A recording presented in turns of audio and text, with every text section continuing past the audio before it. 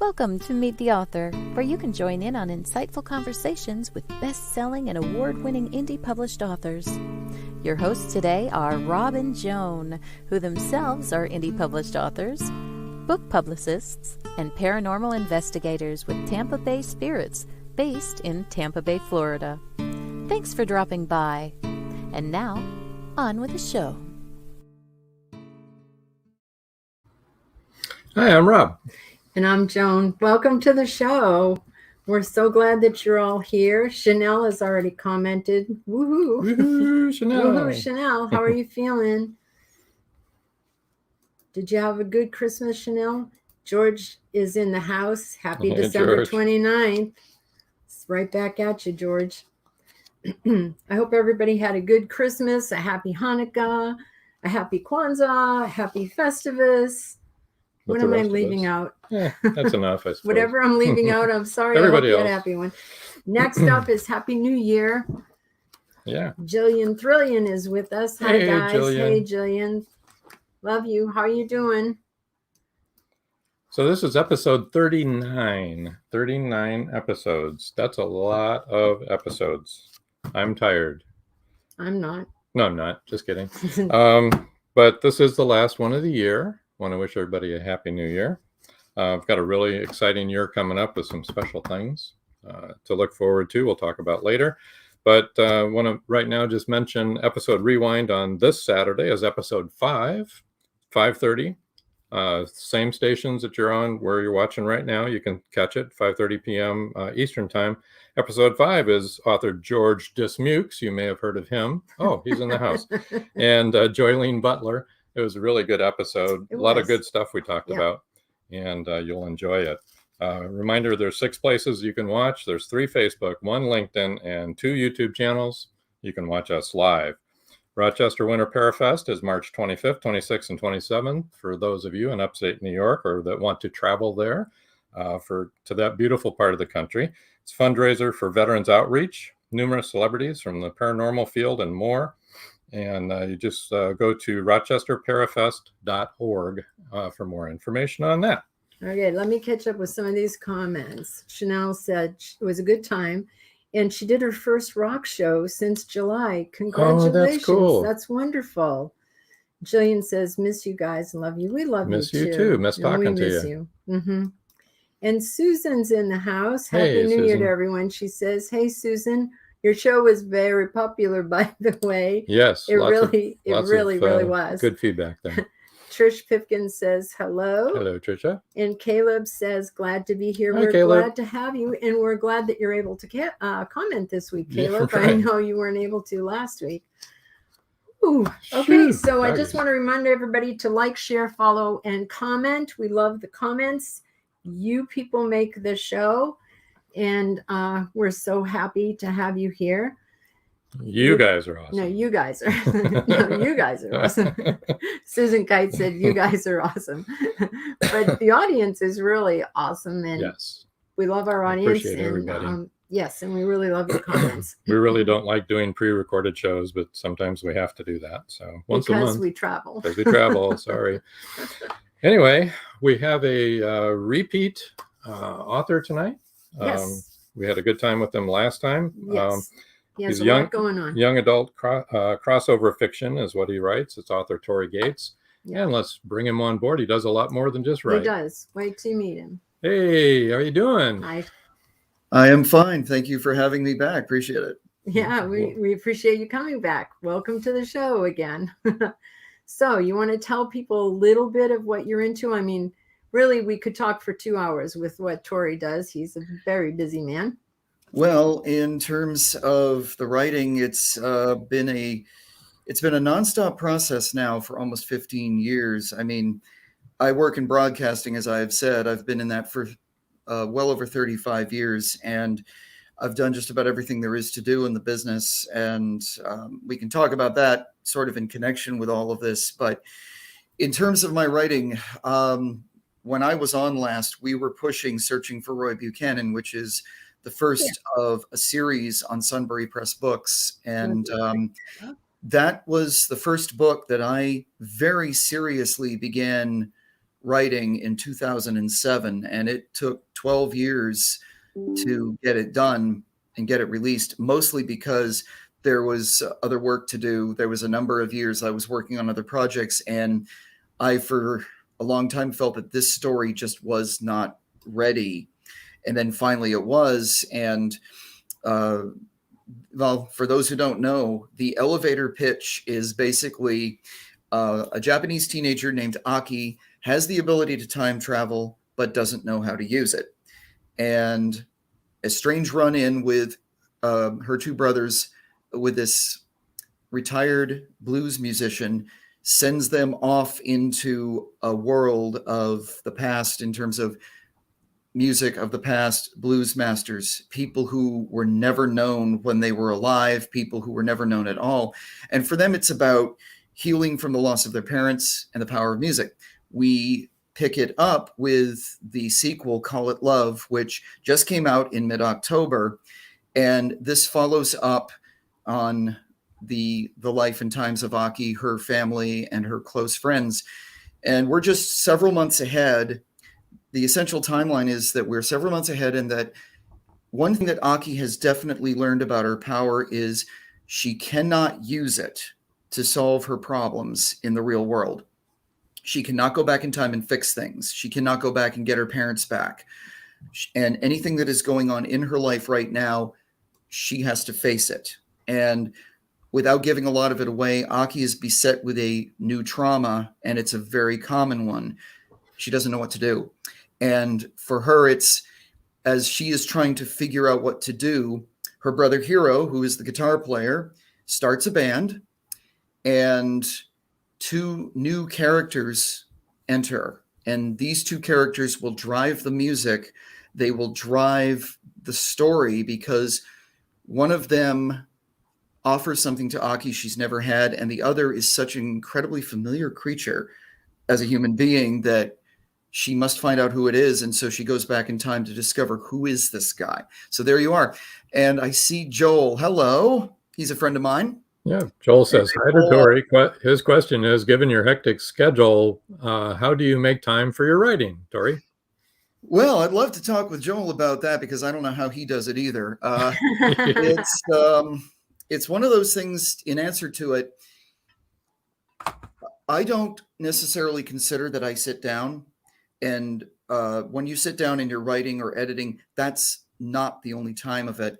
I've often explained to people that I won't write something until it's sort of cooked and gestated in my head for a long time, because I want to make sure it makes sense. Is it believable? And also, have I not done this before? I don't want to repeat myself too much. And I will just sort of sketch out I'll sketch out character ideas, and sometimes they just pop up in my face and present themselves. And I'm like, okay, who are you? And then I try to figure out who they are. And I'll just write character sketches. I'll write out a real basic outline, and then I'll do like a timeline. And based on my work schedule and my time and whatever else I'm doing, it might be 3 or 4 months before I sit down to work on it. It could be a couple of years, because things will occupy my mind, things will come back, and if it still doesn't make sense, there's no point. So once I finally decide, okay, this is it, I clear my calendar to an extent, and I just make the time that, okay, for the first draft, I write a chapter a day without fail, even if it's terrible. And it can be 5 pages, it can be 20 pages. As long as I get the first one done, fine, day's done. Or if I just feel like I've got the time and it's feeling, I just keep going, and that's a bonus. And someone recently asked me, how long does it take to write a draft? And my novels are not ultra long. They're about the same. They're about the average size that you would expect, about 75, 80,000 words. I generally take about a month or a month and a half to write them. Sometimes I'm going back in the middle of my writing and fixing things, but usually about 30 to 45 days, give or take. And then it's leave it alone for a few days, and then the fun begins of editing. And to me, thinking about what you're doing is writing. If you're thinking about a project, really thinking about it, that is writing. If you're making notes, if you're editing, that is writing. That's all it. So that's a roundabout way of answering it, but you just have to make the time. And every person I know has a completely different style. Some people love to write early in the morning. I have one friend who, I have a friend named Kat Schmidt, an old and dear friend of mine who is working on her second book. And she just said, I just write. She sits down and gets to it. And before you know it, she's got a story and then she goes back on it. And I hope that I'm saying that as accurately as possible if she is listening. But that's pretty much how I do it, is you just find the time and you make it as best as you humanly can. So I hope that answers Joel's question. Is Joel an author? Yes, he is. So Joel, how do you make the time for your writing? So he can type that out and post it and we can read it back to you. Because it'll have to be a little shorter, though. It will have to be a little shorter, but I'm sure that he can say it in a few sentences. Yeah. I have had Joel on my own program a couple of times, and he writes quite interesting and adventurous fiction. So he's always a blast. And no, I'm happy to answer any questions anyone has. And I'm interested, now that it's been a few months, of what people think of Call It Love, those who have read it, or the questions, I suppose, about the concept, because I'll tell you what happened is with the pandemic, of course, everything shut down. And I spent a lot of 2020, first of all, being an essential worker, being a broadcaster. I had to go out and still do my job and that sort of thing. But then my weekend work ended. And so for the first time in 10 years, I didn't have to go out on the weekends. And so I could just stay home. And I wrote all through the pandemic. I rewrote practically everything that was completed. And I was just having a lot of fun, just sort of getting back into all of these stories and thinking, okay, most of them still need a bit of work, but I liked it.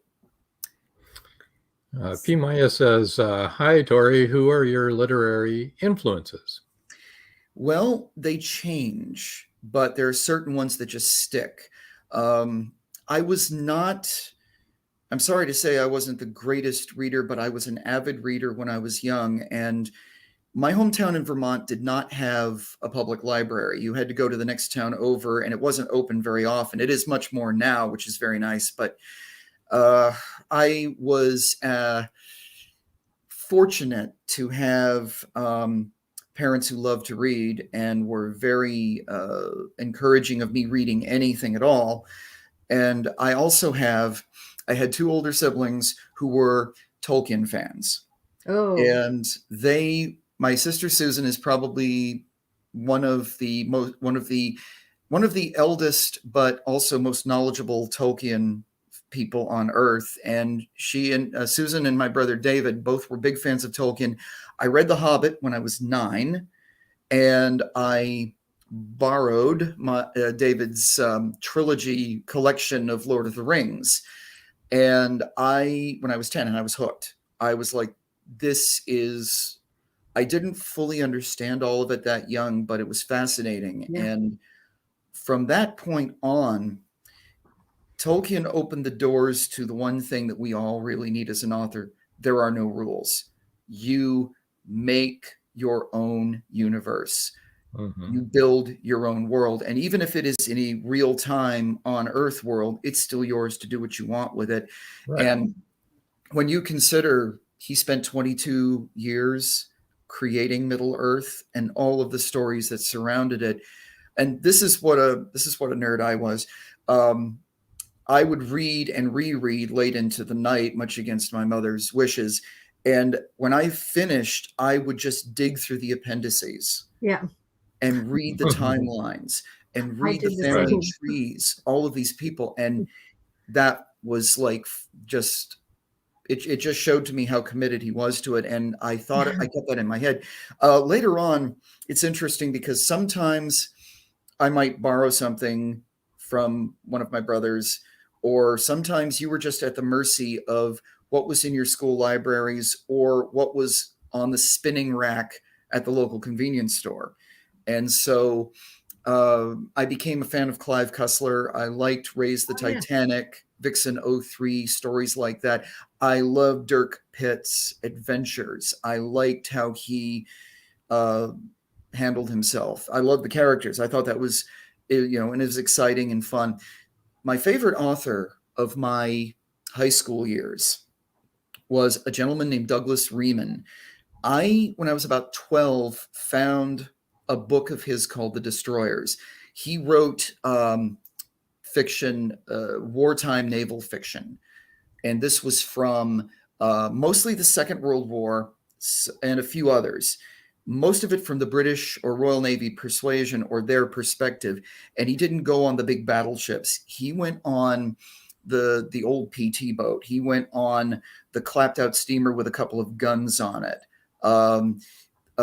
Like a mission to steal the world's largest submarine out from under the Japanese noses or something like that. Mm-hmm. And the characters, some of them were a little repetitive at times. The names would be repetitive, but a lot of it was very relatable, earthy characters that had complex makeup of why is this captain the way he is? Why does he act like he does? Why is this first officer, someone that really should be commanding his own boat? Why is he here? And then all of the different characters. And it was, I don't know how many he wrote, but I ended up owning about 20 of them, and I still have them. And I just remembered thinking, okay, this is cool, writing in a series, but not really a series. It wasn't until I started to really write for myself over the years that I started to look at other authors, and I tried to stay away from the, I guess you would say, popular authors, not because I had anything against them, but more I was afraid that I'd steal something, or I would write to type when I didn't want to do that. So I would make a point of I do the same thing with music. It's like, I'm in a store, I'll just pull something. And I'll be like, let's see if this is any good. And if it gets me in the first few pages, then I'm on it. So I have done that over the years with James Baldwin, his commentaries. He's just so brilliant in his own way. And if you listen to him speak or you watch speeches of him or something, it's like he's opening doors to something you know nothing about. For fiction, Gabriel Garcia Marquez, probably one of the most visual writers I've ever come across in my life. It's like, it's an acid trip without the drugs. And I mean, you think 100 Years of Solitude is brilliant and just wonderfully brilliant. Here's Joel's response. He says, now that I'm retired, I write 6 days a week. Generally, I do my creative writing in the morning, anywhere from 3 to 5 hours a day. In the afternoon, I work on the business of books. When I still, quote, worked, unquote, a lawyer, I did all of my writing after 8 or 9 p.m. and I'd write for 2 to 3 hours a night, 5 days a week. You need to be obsessed. Mm-hmm.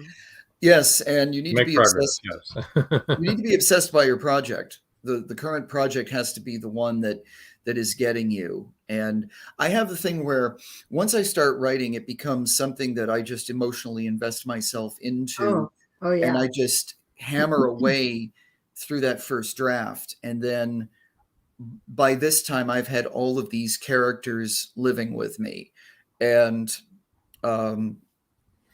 you have conversations with them. I've had people say, they've asked me silly questions. They ask me questions like, do you sleep with your characters? And I'm like, not quite like that, but it's not exactly. But you become friends with those characters because they are a part of you. They are a part of, quite often it's folks around you. I wanted to finish off P. Maya's question. As I say, I'm always looking for something different to read, and I'm always looking for someone else. I read Sylvia Plath's diaries and journals and letters. And I do want to say Red Comet, the recent biography written of her, is amazing. It is a very no holds barred account of that woman's life. And it talks about, if you want someone who's obsessed by their art, she definitely was. She was obsessed by many things, but she was someone who just poured everything into her work. And we do that all to some degrees. And I can say that you get very emotional at times when something hits very close to home. If you're recounting something that has happened to you or someone close to you, or you're writing something that you're trying to make not that familiar to other people, and you write that, and then years later, maybe you'll go back and read it over and you get the same feeling. And it's that way with music or film or anything. If you still get the feeling, you did it right. And it's kind of a nice feeling. True. Oh, that's a good question. Have you read the Silmarillion? The I don't know. Silmarillion. Go ahead, say it.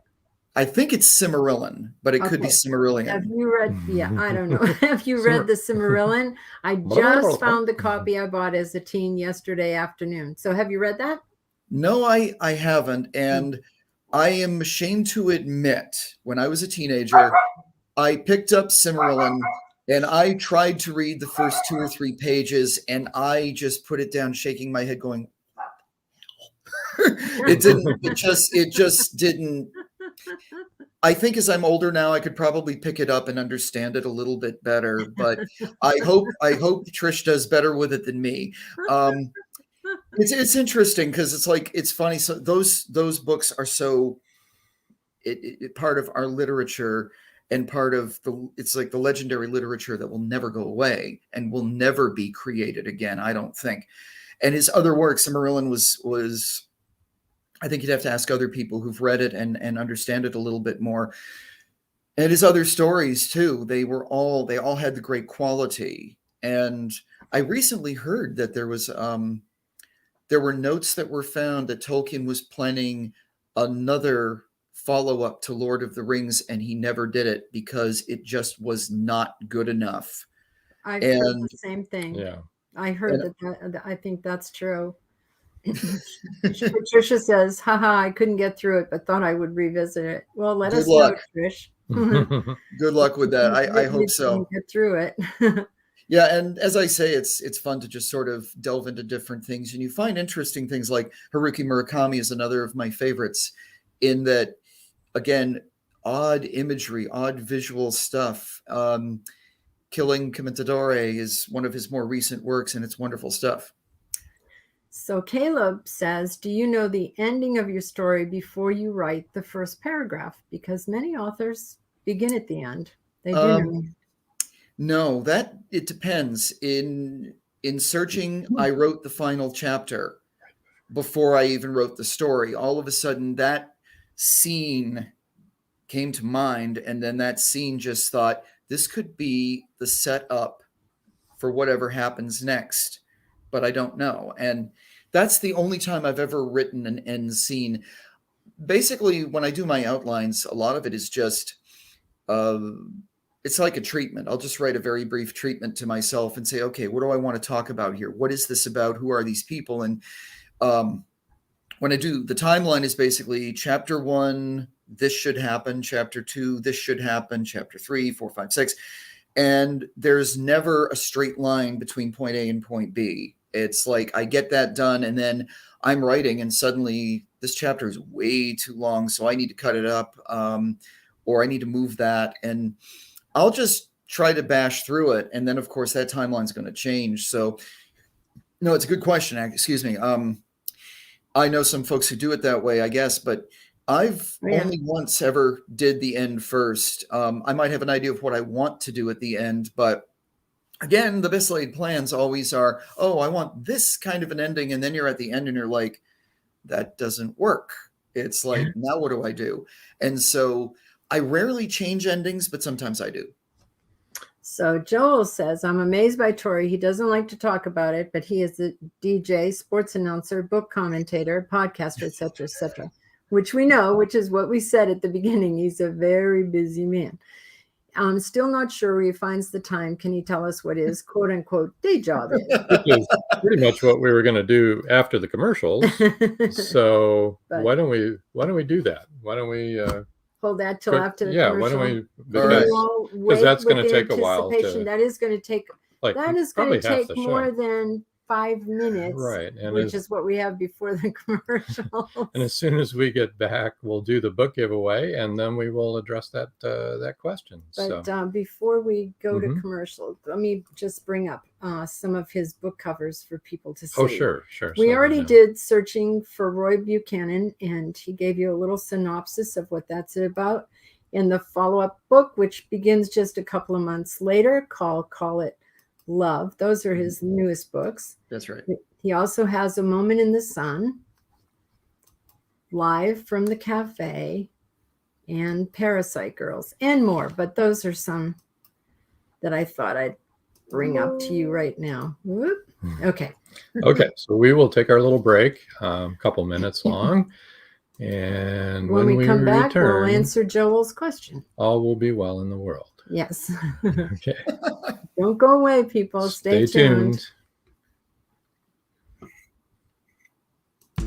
Hey, look at us. We've got a new store. Yeah, we do. It's pretty exciting. What can you find there? We have a number of designs available on t-shirts, hoodies, coffee mugs, laptop and phone cases, pillows, and new designs are coming in all the time. Sounds like a great place to shop for authors and readers. Yeah, and it's easy to find. It's simple. Just visit indiebooksource.com, click on the store tab, and you're there. Many secrets are hidden within the darkness of the jungle. Behold, this one about a man, a woman, a black jaguar, and an ancient Maya legend. Two Faces of the Jaguar is a novel by George Dismukes that will take you deep into the jungle and capture your imagination until the last word. Two Faces of the Jaguar is book one of a trilogy. Two Faces of the Jaguar, where only the adventurous dare to read. Two Faces of the Jaguar, The Lost City, and The Jaguar's Quest are available on Amazon.com, Barnes & Noble, and many other bookseller websites. Two Faces of the Jaguar, the book people are talking about. Get your copy today.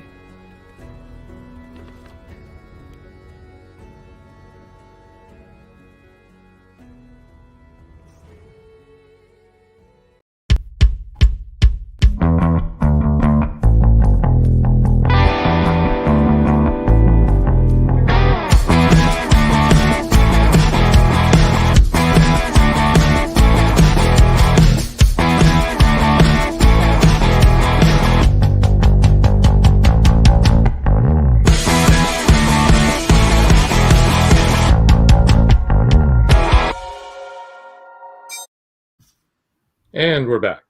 Just like that. Hello there. Hello? Hello. All right. You know, before we answer Joel's question, I just had a few things I wanted to bring up so that you can all reach Tory. His website is www.torygatesmedia.com. That's TORYGATESMEDIA. And those of you who are tuning in for the first time, this is a podcast starting tomorrow, and they will not be able to see these banners. His Twitter is @ToryGates. Facebook is ToryGatesAuthor. Instagram is Tory.Gates. He's making this easy for you people. LinkedIn is Tory-Gates- a long number, but you'll find read me. the number 13906A2B because there's other Tory Gates and he was hard to find. Just think, okay, so think of 139. That should get you There there. you go.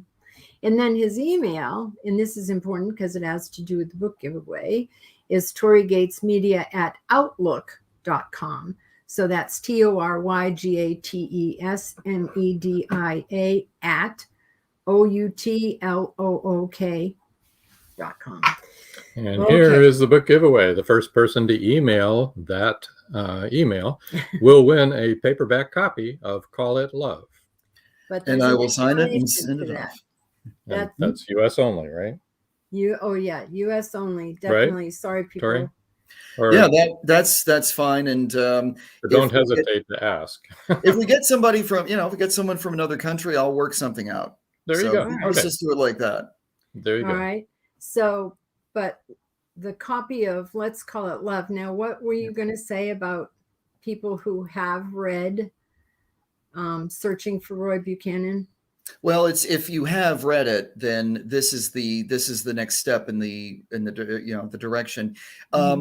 You could read Call It Love standalone, but to be honest with you, you're going to meet a lot of people you know nothing about, and because we go right into Aki getting into the situation, talking about the situation that she's in. We see where her brothers are. We see where their close friends are.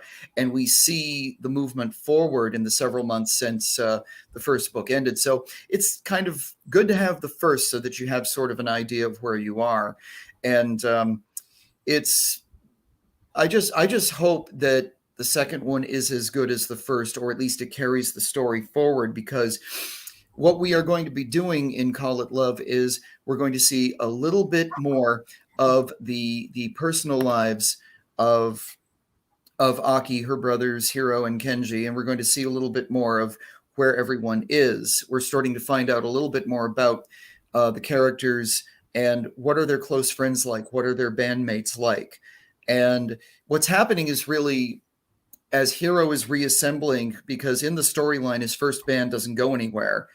And so he retools it, and this time he manages to get Aki to join. And it's the people who just sort of drift in and sort of become attracted to this idea of, and the music is continued in terms of being driven by the blues, but it is going to open up in different ways. Call It Love, if anybody recognizes it, that is a song that was recorded by Poco. They didn't write it, but it was written by three fellows, and it was their comeback hit in like 1988 or 89. It crossed over to the pop and country charts, and it was a fantastic song. And I was doing country radio at the time, and I was always a fan of Poco beyond the one or two radio hits that they had. And that's something that's always happened with me. Music has always driven and informed my writing ideas. That song pretty much summed up the story in terms of it drove me to write the next one. And so there's that. And so their music was a wonderful mix. I mean, Rusty Young just passed away not that long ago, which is so sad. And their music blurred the lines between pop and country music and was so much of a hybrid. It was very progressive for its time. And members of Buffalo Springfield, Richie Furay, came in to do that. So this music was really something that has always been of interest to me and always been something that's driven me along with blues. And one of the new characters, I'm not going to give everything away, but there is a new character. He's on the back flap, so I'll tell you who he is. There is a very unique fellow named Zendo who comes along. He is a former monk who has suddenly shown up at Aki and Hiro and everybody's school. He is a teacher, but they find out he's also a musician. And the curiosity is, well, I wonder what he's like. And what he does is he brings a whole new thing to it, because this is a man who was a monk for many, many years, but he also traveled in Canada. He traveled in different parts of the world, and he was a fan of Ian Tyson. He was a fan of Gordon Lightfoot. He was a fan of just about anything. And that music starts to sort of fold into Aki's consciousness of all this music is starting to come along. And so I started using some of the outlaw country music, the progressive country music, as sort of a filter to give a new dimension to the music, to the sound, and to what Aki is feeling. And from Zendo, there is this incredible feeling of there's a familiarity, but she doesn't understand it. The other person who is really crucial to the story is a girl named Kia. Kia is a first-year student. Aki is in her second year of high school, and her brother Hiro is a senior. Kenji's already out. Kia comes in, and she's first year. And Aki is having a little trouble early in the school year with math, and the teacher, her teacher says, well, we've got this first year student who's really brilliant. She's offered to tutor people. You ought to go meet her. And this girl just lands in Aki's life. And this girl knew there was a band going on, and she just kind of like, well, I play piano. Are you, and she's like, oh, come to our sessions. Come to the jam session. Let's see what happens. And this girl is classically trained and is a very deep and very intriguing character. And she too drives the music with her own style. And what is happening is this very exciting, fun thing of like, they're making music, they're having fun doing it. But at the same time, the central part for Aki is these people who have entered, these people who are sort of loosening her up after the trauma. And she suddenly realizes in the midst of all of the rehearsing, she's like, I've always known music could inspire us and make us feel better. And she's like, I think this music now, I understand it. She's like, this has a healing quality. This has a real healing quality, because she's like, I can feel it in myself. Maybe we can do this for other people. And this is Aki's sort of, it's like a higher consciousness with her ability to time travel, that she understands a few things. Not so much that she knows what they mean, but it's like, I kind of get this. And she feels it. And for me, that's what it's always been. Music has always been that for me. Yeah. And so I think what will happen is we're going to see just where they go. And it's like, you're going to get carried along. And if you don't know the songs that are being implied or the lyrics that are used, and I wrote some of my own for this. I wrote songs of my own for this that had the lyrics. You will know which ones are mine. And I think the more people listen to that or get an idea of what they think that sounds like, I think it's going to be, we have a really fun series. And I think we have a series that is exactly what I wanted to do at the beginning. Entertain you a little bit, make you think. I really want people to think, because that's another thing. You're going to, by the time you're done these two, you are going to be thinking an awful lot harder about stuff. And then when the third book comes in, hopefully next year, we're going to have a hell of a trilogy. That's great. I have a question. What kind of a monk? Is he a Buddhist monk? Is he a Franciscan monk? There's all kinds of monks.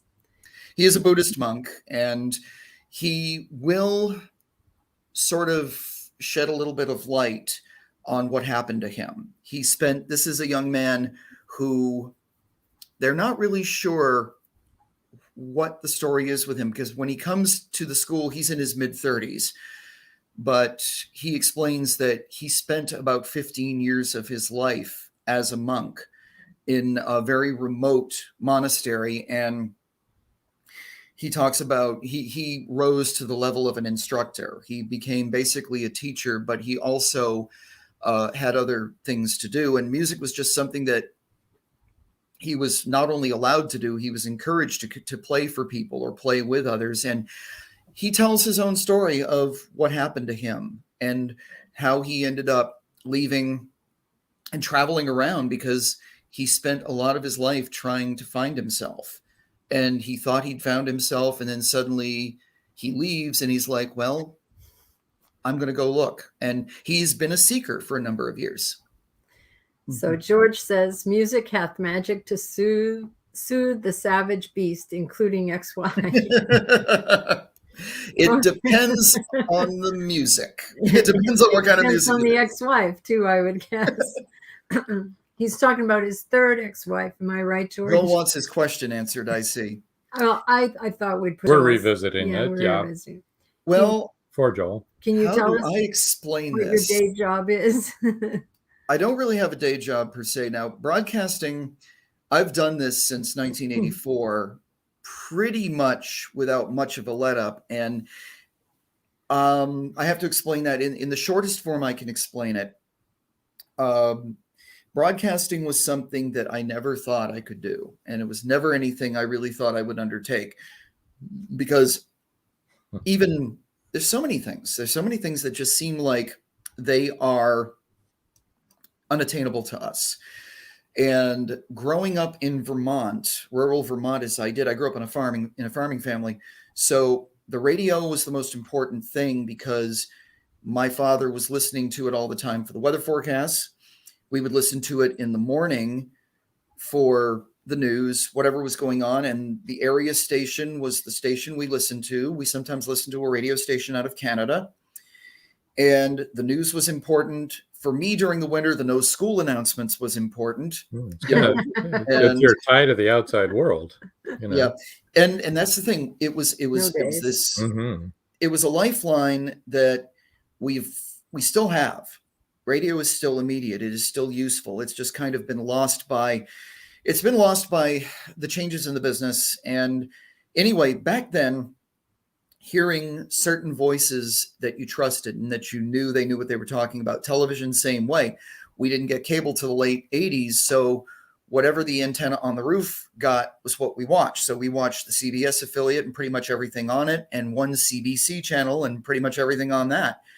So you get sort of a template. And I always was interested in radio more than TV. And I was always interested in how this worked. And I would listen to the different DJs. I would listen to different music and wonder how they did this. How did this happen? But I never expected to do it. I never thought I would ever get an opportunity to do this. So I barely got out of high school. I was not a good student. I was a very undisciplined and very indifferent student. And I still managed to get into college somehow. And I went to a small college in Maine, where I am staying right now. St. Joseph's College of Maine was much smaller in those days. They had a small communications program. They had a radio station with some power to it. And there was some interesting possibilities. And I thought, all right, I want to do this. And I dove into it.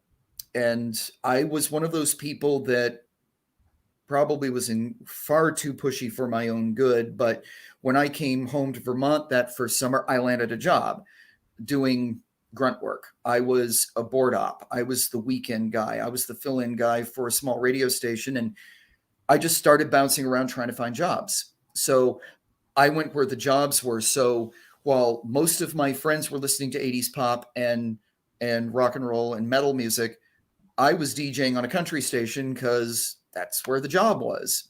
And I hosted a country program because I grew up with that music too. I grew up with 60s rock, all the great stuff, but I knew some of that as well. And so the music gave me open doors where some people would shake their heads and say, I'm not doing that music. I know nothing about it. I would do it.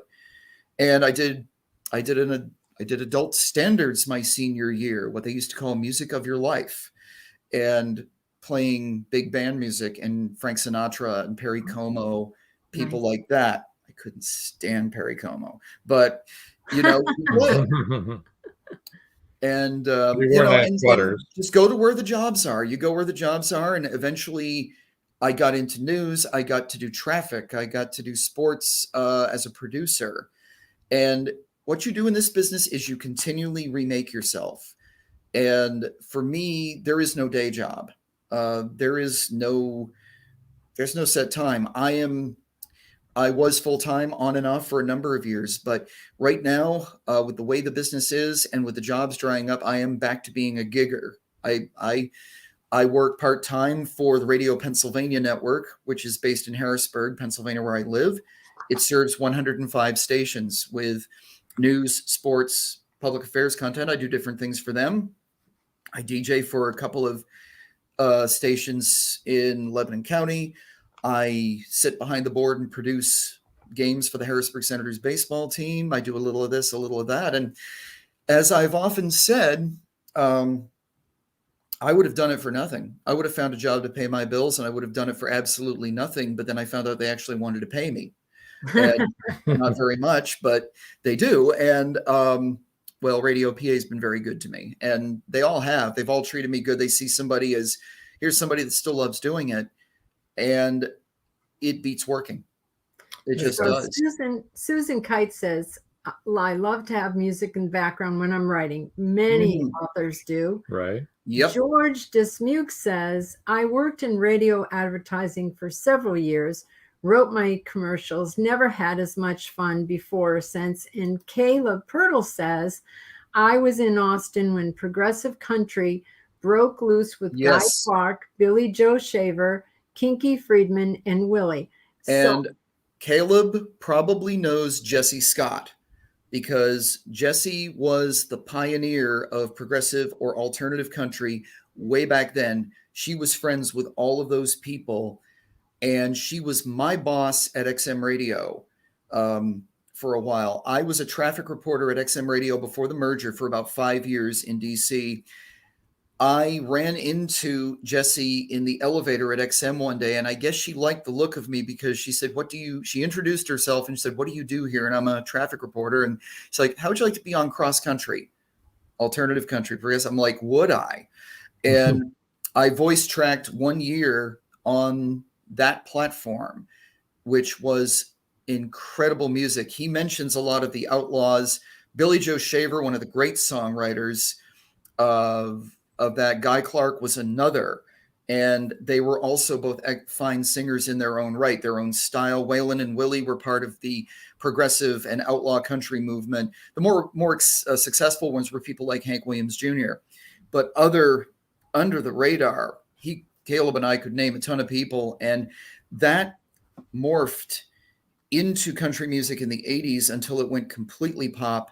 And now you look at, it's amazing though, that because alternative country is kind of also Americana music. You can call it whatever you want, but when you have fantastic people like Joe Ely and Alejandro Escovedo and Rosie Flores and people like that who just continually make wonderful music that doesn't necessarily recognize any kind of, this is my genre, this is my box. No.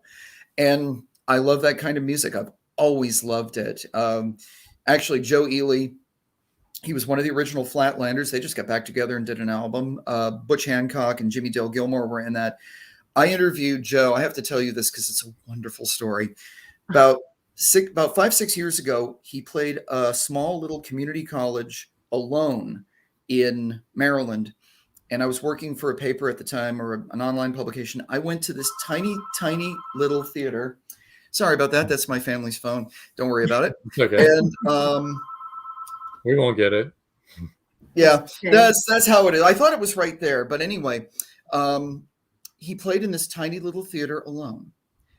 And he had the very simple setup. And he was in his late 60s at the time. And he played this wonderful set. And he did the meet and greet. He saw me, and I explained who I was after the show. And he said, "Let me do this meet and greet. I want to talk to you after." So we did that. He did this whole meet and greet, signed everybody's records, and he's got like a big solo cup with rum and Coke or something in it. You can smell the rum. And he just looks back into the empty thing and says, "How about we go in here?" I said, "Okay." We took seats in the theater. I set my little Zoom recorder up. We talked for about 30 minutes, 35 minutes. And he was just the most down-to-earth, nicest man, most like just soft-spoken and just the coolest guy. And it's one of the best interviews I've ever had. And he talked about that music. He talked about those people. And he says the music is changing. It's changing an awful lot. And we're one of the few people that are making that happen. I guess maybe that's part of what I do is some of the music that I turn to, like blues, like American blues, it's getting a renaissance with younger artists. Yeah. And some people will say, well, it's never going to be like this. And it's true. Most of the really great blues artists have aged out or passed on. Buddy Guy is still going strong in his early 80s, which is amazing. Pretty much everybody that he knew has left us. Most of what they call the heritage artists are near the end of their lives. And there's one that just happened. A gentleman named Jimmy Johnson, he's about 90 or thereabouts, just did an album that is award nominated. He's in the hospital right now. He had apparently had a bad fall the other day. They say he's doing better, but it was amazing to listen to him play and sing at the age of 90. And he doesn't sound it. It's amazing. Now, Chris Chrisman said, "What a fascinating life." And hold on to that thought for a minute, because that's true.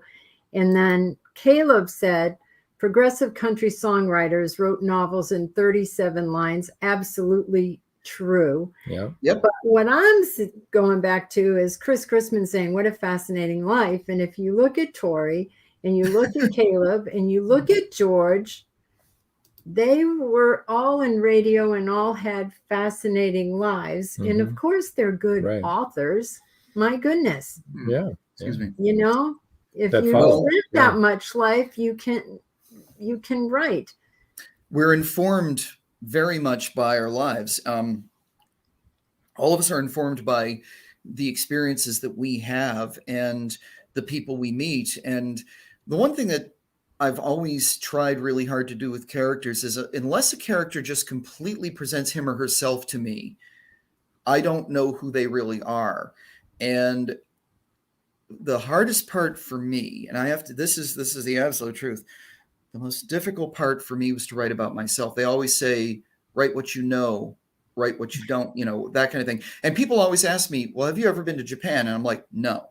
They're like, why did you set these stories mostly in Japan? And I'm like, it's because of my interest in history, my interest in Japanese culture, numerous levels of it, and because I just wanted to do something different. I thought, if I'm going to take the time and energy to do this, let's see if we can go somewhere else and do something a little bit different. And on top of that, Searching was very much a book that wasn't about me, although Aki's brother Hiro kind of is me a little bit in my adolescence.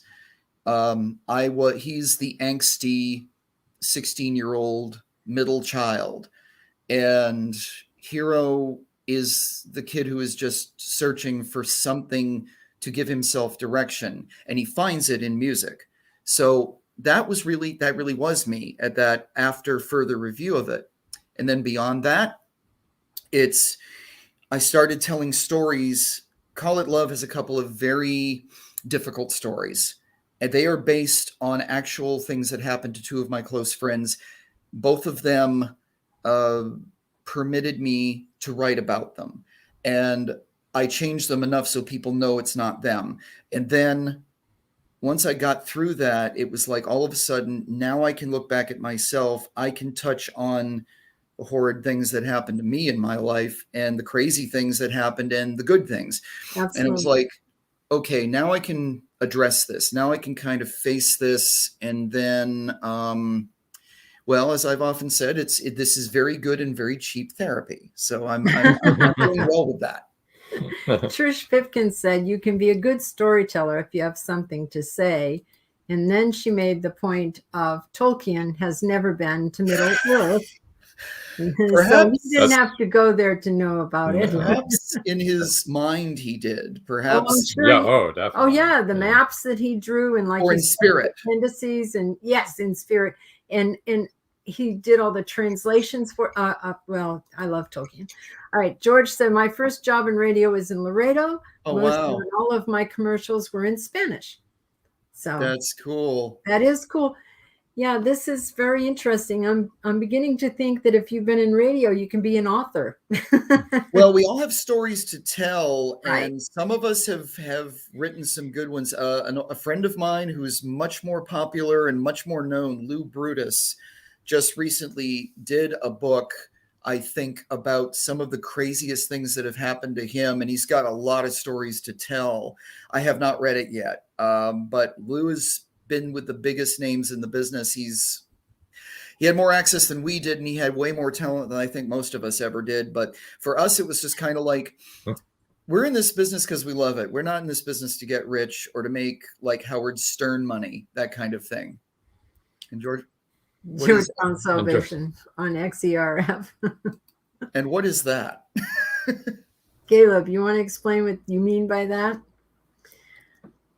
I'm guessing that's the radio. Because, but this is the thing too. It's like, I'm going to do this as long as I can. I'm going to do this. I'm going to do this in broadcasting as long as somebody wants me to do it. And I've never, as much as sometimes I have a job that I just absolutely can't stand. When you have a rotten job, then you go look for another one. And that said, I've never lost the thrill of getting in behind a microphone and whether I'm doing the news or DJing music or anything of that sort, I am excited to do it, and I'm glad that my voice hasn't changed that terribly much over the years, apparently. And then the other part of it is of I had such a terrible dialect and accent and just a slurring of words when I first went to college, and I was very quickly put right by my communications instructor in speech communication. And eventually I just learned how to speak without, I didn't take voice classes or voice lessons. I just learned how to speak without losing myself too much. And we lose ourselves in our books, though, and we need to do that because we need more of that, and we need more people to write, and also just to focus on these things that drive us. But I also caution people, do the work, do critical editing, find an editor that you don't know who will not pull their punches. And I've been very fortunate to have a few of those. I've had a few people give me what needs to be done. This is what XERF is. Caleb just told us.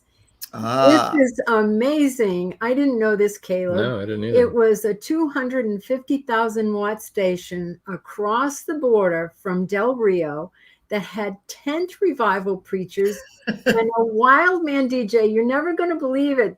People who are listening, you're never going to believe this, or maybe I hope you're old enough to get it, who called himself Wolfman Jack. Unbelievable.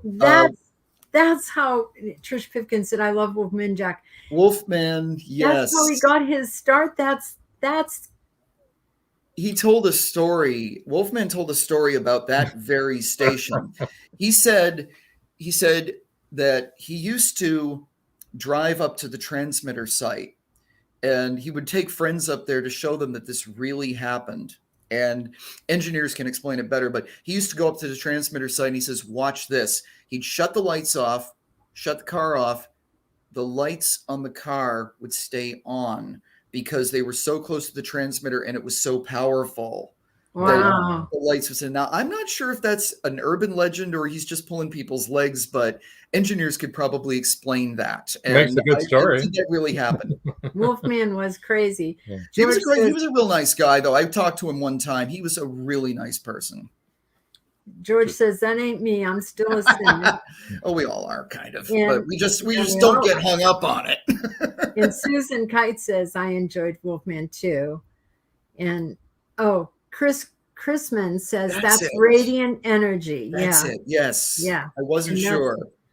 Yeah. No, that was a great. No, that was a wonderful story when we heard that, and it's like those are the things we run into. And as I say, all of this gets shoveled into our writing, and as I say, we just have to. We're in a sea of writers. We're in a sea of fellow writers. We're in a sea of some really good ones, and a sea of people that maybe needed a little more work. And that's the whole thing. As I tell people, just do the work, and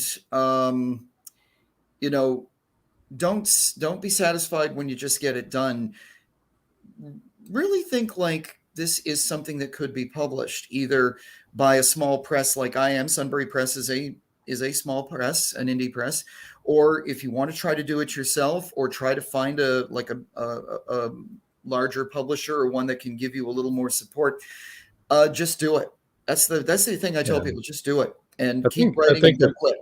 I think it's important for people to understand not everybody has, such a variety of backgrounds like you do, and other, everybody has their own set of background, things that have gone into their life, people that they've met in different industries, traveling, doing just living life, and just take all those things and make something out of it.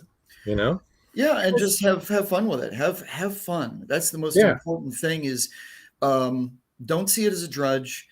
Don't see it as work by any means. And the other thing I tell people is I've run into so many people that always say the same thing. They always say, well, I've got this idea for a book. And I'm like, okay, what's it about? And they'll give you the pitch and I'll be like, okay, that sounds interesting. Now, how far have you gone? oh, well, I don't really know. And I'm like, no, you do It's it. still up here.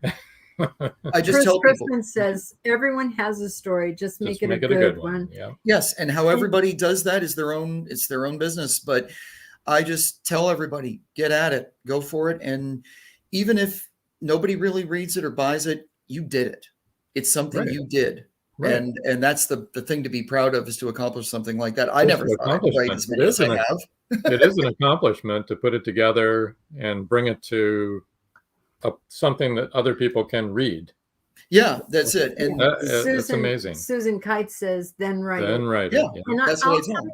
I'll be honest, all of the authors that we've met have had interesting, their story is a fascinating story to me. Their personalities are fascinating to me.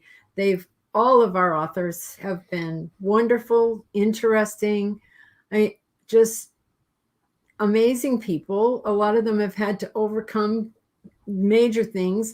Others, like you, Tori, have had a very interesting life where you've met a lot of interesting people. A variety of different jobs and settings. And, Yes.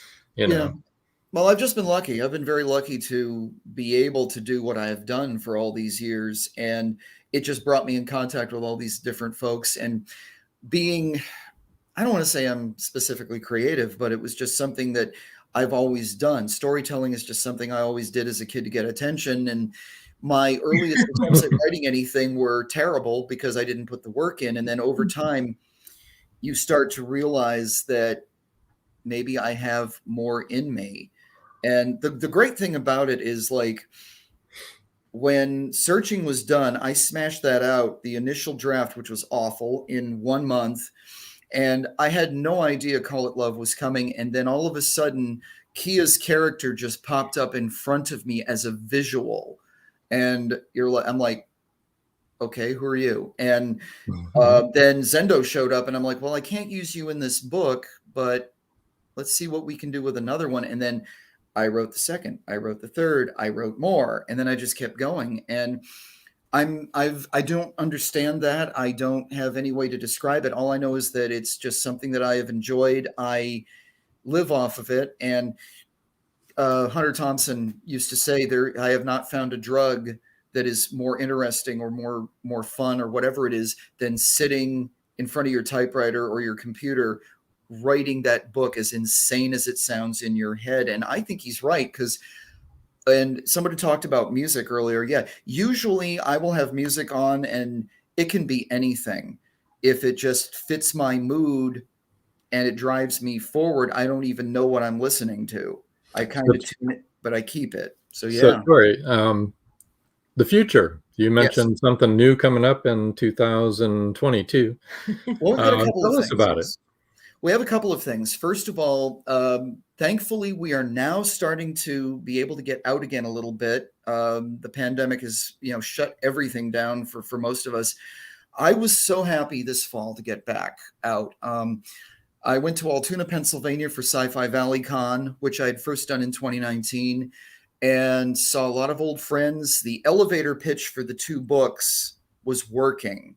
I would say I was successful. I did okay. I didn't rake it in, but I did well enough. And it was wonderful to do that, see people again. It's just a fun event. And then I also got a merchandise table at the Reading Blues Festival, which is right up the road from me in Reading, PA. It's an event that's been going on for a number of years. There is a 10-day jazz fest in Reading, which is incredible. The Blues Fest kind of stands alone for about 3 days. And I had a table and got to talk with blues fans, because a lot of people remembered Roy Buchanan and they knew him. People who saw him play, met him, hung out with him, knew what kind of guy he really was. And there were a lot of questions about, how do you play the character? And I'm like, well, you got to read the book. But that's the thing. Also, the plan is, because Sci-Fi Valley Con normally runs in January, I'm going to be doing, that's right, Cleveland Concoction, which is in Ohio, is going to be the first weekend in March. That's going to be fun again. And then we go to, in June, we're going to go back to Sci-Fi Valley Con. And by then, I hope to have the 3rd book of the Sweet Dreams series. It is called Shake Hands with the Devil. And I will just say that it's pretty much done now. We have to do the edits, and my cover man, Mitch Bentley, I don't know what he's working on, but it'll be good. Let's just say, if you've read the first 2 books, get ready for a very different side of Aki in book 3, because basically, let's just say you do not mess with her. So it's going to be a really good 3rd book, and we'll see what happens with it. That's the plan. The other thing, yes, we were talking about this before. Sunbury Press Books is largely nonfiction book publisher. About 70% of our work is in history, Pennsylvania crime, different things. And we do quite a few other things. Well, we have a show on the Blog Talk Radio Network. We call ourselves the Book Speak Network. I host one of the shows for independent authors. We are going to be doing, hopefully, a series of podcasts in the near future that will be a little more specific. And we hope to do 2 or 3 of them a month. I'm going to be the producer of them, and I may host one of them myself, but our publisher, Lawrence Knorr, wants to do one, which is mostly on history because that's really his thing. We're going to have some very interesting shows. We've already gotten a number of people who've wanted to get involved. So my plan is to keep myself somewhat employed, keep working on that, get Shake Hands with the Devil ready, and also get back out there and see the public and do shows like this, talk to people, because that's the other thing is we've got to be somewhat visible. We have to shamelessly plug ourselves and have a lot of fun while we're doing it, because then you meet people, you find out what people are reading, and you find out, does your stuff stack up? And I hope it does. I hope that people like what I do and at least have a little fun with it, if not feel something a little stronger from it. Well, this is really good. We've really, everyone's gotten a good chance to hear you and hear the story behind your stories, for sure. We've gone over. We have gone over on time. We're going to have to close. So, in just maybe in a couple sentences, could you give a new writer some advice? What would your best advice be in just a couple of short sentences? Well, I would just say this. If you've got an idea that you really feel is something, think on it, make notes, whatever it works for you, do it, and then get it down. Just do the job, do the work. And remember, it isn't work. You're having fun. You're sitting in a coffee shop with your favorite drink and you got your music in and you're just writing, or you're at home. Maybe you got your cat, like one of my cats likes to sit on me while I write. Same thing.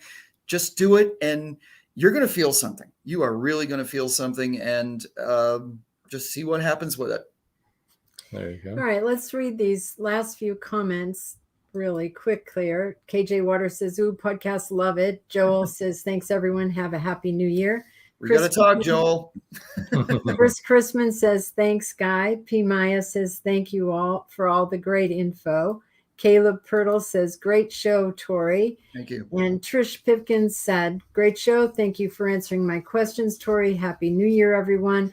And Susan Kite said, really enjoyed the show, as did we, Susan. Yes. We had a good time. Well, thank you. Sure. Thank you for having me. I really appreciate this. This is always fun. It's been great. It has been. We have really gone over it. So what we're going to do is we're going to push you over to the side. Yeah. And you can just hang in there if you want to. Sure. Coming up is a new year, believe it or not, 2022. Yeah. We've got a great lineup coming up.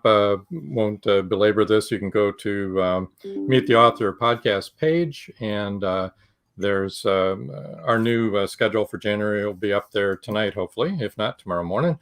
But January 5th is Marjorie During. Wendy Scott will be on the 12th. The 19th is Joe Conjal. And the 26th is Renaro Torres Celes. I'm not sure if I said that correctly, but I did sound like I was doing the right accent. I'm not sure. We will, George. And George says, check your email. Check We your will. email. We will, George. So I guess that's about all we got for tonight. Until it. next time. That's all, folks. Good night. Happy New Year.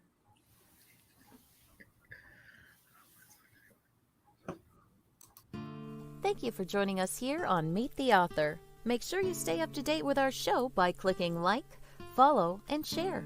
And you can find us on Spotify, iTunes, and more.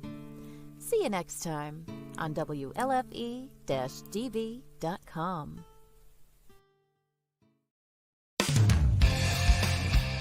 You've been listening to WLFE-DB.com, where our shows are your shows.